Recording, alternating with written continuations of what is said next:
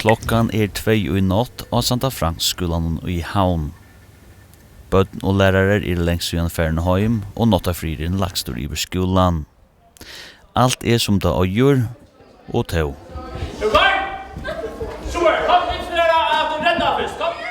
Satto og kjentoflokkene i Santa Fransskolan farne i nottarskola og i samband vi manamyrkingene. Kom, så kan vi bare på det. Den nærmeste galaksen som vi har, han heter Andromeda, og han omlai 2,3 millioner ljusår bort. Ofte det kanskje ringt å skilja de tingene som vi tåser og til dagligdagen om manamyrking, og så tåser vi helt korsene om solarmyrkingene. Men til man opplever det og ute og her medan det henter, så det kanskje lettere å skilja og minnes til at dette var for noe som henter til kvalitet.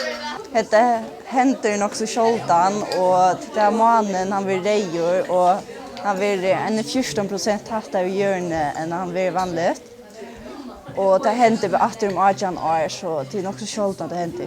Hvis vi ikke sånn ut så vi akkurat egne egen, så har vi muligheten til at hitja vi gjør noen over internettet av teltene, og sånn live showar fra NASA som viser i natten. Så att få det via lugga.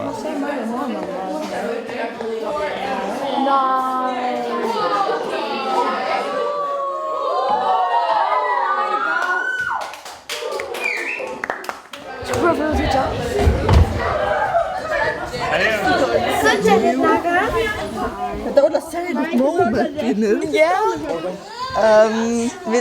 Vi dattlar och kom fick ett manamyrking, men det var olja överskutja, så vi kunde inte köra för hitjet, men så har vi hört om det lika väl från läraren och så där. Så det inte?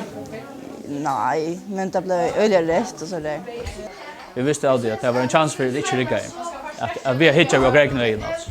Och jo som helt att det så allt luften var rejare än de var vanligtvis, och men annars så fick vi det vi och tällskärman i fysikstolen istället för. Så samtidigt så har det jag lyckats finns det vi. Jag alltid gjorde hon lite, och så får vi det morgonmat sättne, och jag alltid gjorde det stort lite.